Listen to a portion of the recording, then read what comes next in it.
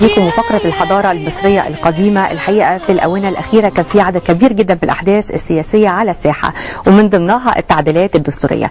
لكن النهاردة هنتكلم على الدستور في مصر القديمة. هل كان هناك دستور في مصر القديمة؟ وإيه طرق الحكم اللي كانت موجودة في الحضارة المصرية القديمة؟ هيكون معنا ضيفنا على الهواء الأستاذ الدكتور علاء الدين شاهين، عميد كلية الآثار السابق جامعة القاهرة، أستاذ تاريخ وحضارة مصر والشرق الأدنى القديم. أهلا بك يا دكتور. أهلا وسهلا بيك. يمكن في البداية احنا بنتكلم دايما ان كل حاجة بيرجع اصلها للحضارة المصرية القديمة، وعايزين نتكلم كمان على الحكم والدستور. هل كان موجود في مصر الفرعونية؟ يعني بالفعل احنا بنجد ان الحضارة المصرية ميزتها ان في اسس للحكم بين الحاكم والمحكوم. دايما الحاكم بيفترض انه يمثل المعد حسب اللفظ الهيروغليفي القديم، الحق، العدل، الامان، الاستقرار، وبالتالي بيحاول يثبت الكلام ده من خلال السياسه اللي بيطبقها من خلال ما يعرف باسم حكومه الداخل وحكومه الخارج. ليه بقول حكومه الداخل؟ هي الحكومه العاديه بتاعتنا مفهومنا المعاصر، في ما يوازي رئيس مجلس الوزراء والوزراء في قطاعات مختلفه من الدوله، ثم ما يمثل سلطه مصر على الامبراطوريه العظيمه اللي مصر عملتها واحتلت واضافت مساحات جغرافيه ضخمه جدا مما يوازي حاليا نهر الفرات في سوريا إلى الجندل الرابع نهر النيل في وسط السودان المعاصر.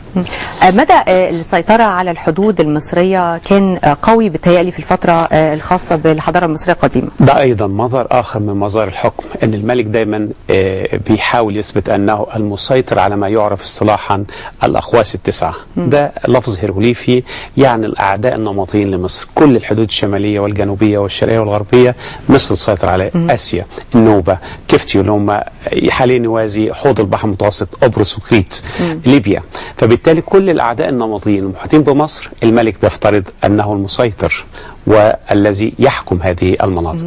بالتالي احنا معانا عدة صور خاصة بتقسيم الخريطة بالنسبة لمصر والحدود، وكمان معانا اشياء يعني هامة مثلا زي الخريطة الجغرافية بتاع مصر، وده الشرق الأدنى القديم، المساحات الجغرافية اللي مصر فرضت سلطتها على هذه المنطقة خلال عصر الدولة الحديثة. دكتور، يمكن حابين نتكلم على وظيفة كانت موجودة أيضا وهي رئيس الوزراء. ده كان برضو وظيفة موجودة، أو دي كانت برضو وظيفة موجودة في مصر القديمة. هو ده ما يمثل حكومة الداخل، أن السلطة الأعلى الهرم زي ما احنا بنسميها، قمة الهرم هو الملك، وأنا حريص على لفظ الملك أولا، ثم فيما بعد عرف باسم الفرعون من عصر الأسرة 18 1550 قبل الميلاد. يليه والواسطة بينه وبين الوزراء ثم نظم الحكم وإدارات الحكم ما يعرف في المصطلح الفرنسي الوزير الأول، رئيس مجلس الوزراء دلوقتي. فاحنا عندنا نماذج بالفعل في النصوص المصرية حفظت هذه التعاليم التي كان يعطيها الملك إلى رئيس وزرائه، كيف يحكم، كيف يسيطر، كيف يخطط، كيف يعطي الحق والعدل والأمان الاقتصادي داخل الوطن، وكيف يفرض اسم مصر على خارج الوطن. يمكن بنتكلم على فترة الملك تحتمس الثالث، وكان في رئيس الوزراء أو الوزير الأول، ومقبرة رخمي رع يمكن فيها مناظر كتيرة ونصوص خاصة بالعلاقة ما بين الحاكم والمحكوم. هي دي حقيقة أن تحتمس الثالث بالذات احنا بنعتبره أعظم من المقبرة؟ السيطرة والحكم، فكرة السيطرة على الأعداء، فكرة الزواج الدبلوماسي أيضا مظهر من مظاهر العلاقات الدولية القديمة، أن مسمى علاقة المصاهرة والنسب، كيف يدعم العلاقة بين دولة ودولة من خلال النسب. ده اللقطة الجميلة بتاع الملك رمسيس الثاني، فكرة الارتباط مع ابنة الملك الحيثي اللي هي تركيا المعاصرة. هنا العلاقات الخارجية السياسية، فكرة المعت هنا حتى في الوزن القلب، واعتبار الإنسان طاهر وأنه حقق كل الخير وأنه يتمنى إن شاء الله تعالى يدخل الجنة، تقريبا بمعنى من يعمل خيرا مثقال ذرة خير يره، ومن يعمل مثقال شر، يعني الشر في العالم سوف الآخر في العالم بالنسبة الآخر لقدماء المصريين. فبالفعل هنا برضو اللقطة اللي في المنتصف الأسفل، الملك العظيم إخناتون وزوجته، ما يسمى نافذة الظهور، هو فكرة الملك وعطايا للشعب. دايما المصري ينتظم الملك أنه يعطي له، وده مشكلة عندنا، حتى أحيانا بنجد في نوع من المبالغة. الملك دايما يقول إيه؟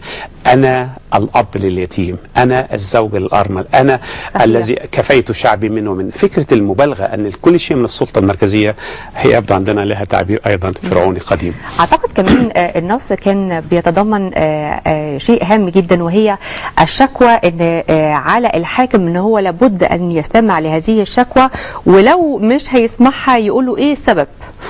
احنا عندنا نموذجين يعني من النصوص المصرية ما يعرف باسم نص إيبوير، ده بنسميه الحكيم المصري.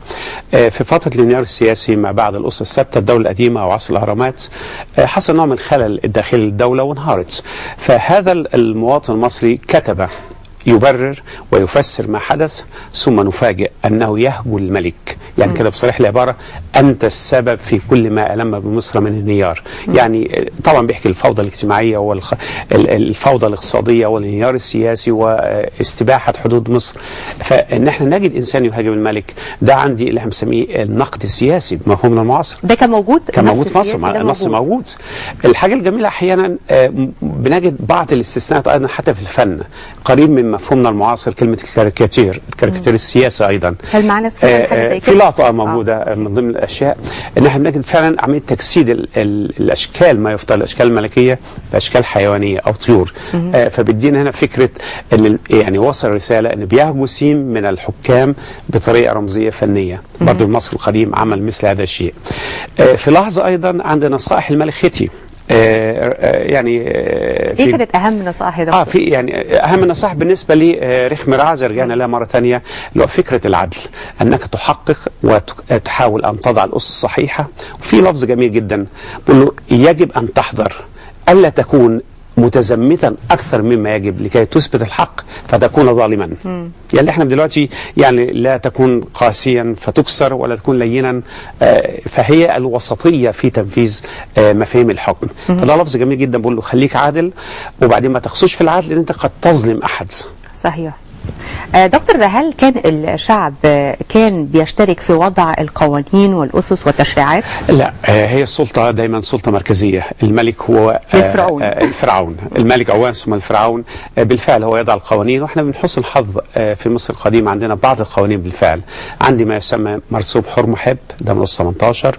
عندي مرسوم نوري حسب الموقع اللي عثر عليه في شمال السودان للملك سيتي، يحدد كيفية المعالجة للأوضاع الداخلية.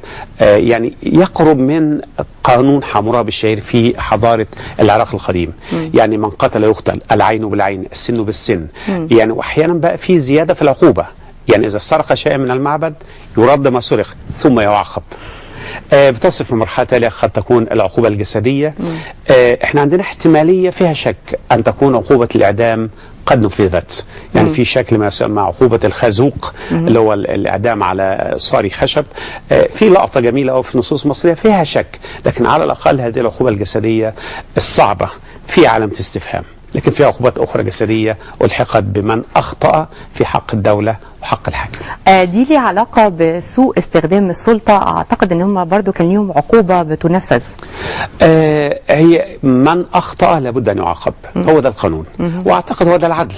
يعني إذا نفذنا هذا الشيء يبقى بالتالي كل سوف يعيش في حدود المتاح وحدود القانون. طب دكتور، يمكن انا عايزه اتكلم كمان على جزئيه هامه، ان دايما بنقول ان السياسه الداخليه كانت دايما مرتبطه بالاقتصاد والزراعه، ويمكن العديد من القواعد والقوانين الخاصه بمصر القديمه. مدى تنفيذ السلطه داخل البلاد وخارج البلاد؟ هو ده بعد اخر في قيمه الحضاره المصريه. يعني الكلمه الشهيره اللي احنا دايما بنسمعها ان مصر هبه النيل، اللي قالها هيرودوت المؤرخ اليوناني الشهير. احنا دايما ايضا بنضيف كباحثين وهبه المصريين ايضا، لان بالفعل المصري القديم هو من احسن واكمل، اذا جاز هذا اللفظ، الوجود البشري على الارض، لانه هو انسان مسالم اولا، ده طبيعه معروف في التاريخ القديم، انسان يعطي كثيرا وانسان صبور، لكن ايضا له حدود لهذا الصبر. حينما يصل لمرحله معينه قد ينقلب.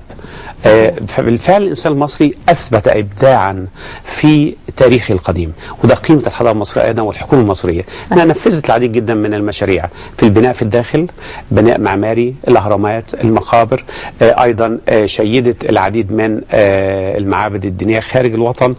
فكره الاستثمار الاقتصادي الجميل جدا، مناجم النحاس في سيناء، الفيروز في سيناء، ازاي ازاي تنظم هذه البعثات وكيف تسافر برا أو بحرا. يعني كان في موانئ للانطلاق بهذه السفن إلى جنوب شبه جزيرة سيناء. أيضا عندي معروف من التاريخ المصري ما يقرب من أكمل مشروع للاستصلاح الزراعي. زي يعني عندنا منطقة الفيوم.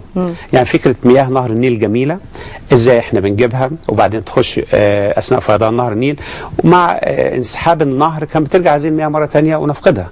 ففكر انه يحجز هذه المياه ويجعل بحيره قارون كانها سد داخلي. فبالفعل هي اللقطه اللي على الشمال، الخريطه اللي على الشمال، فكره البحيره الزرقاء ديت. فبدا يحجز المياه ثم يستفيد من هذه المياه انه يستصلح الارض الزراعيه حولها. ده في عهد الملك العظيم أمنمحات الثالث.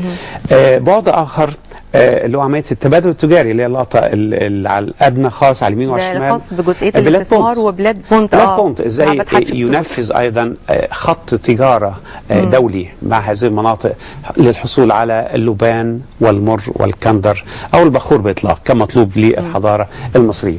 الحاجه الجميله اللي قدامنا ايضا لفكره ايصال البحرين. احنا طبعا اللي على الشمال دي لقطه قناه السويس العاديه بتاعتنا ما بين بورسعيد الى السويس.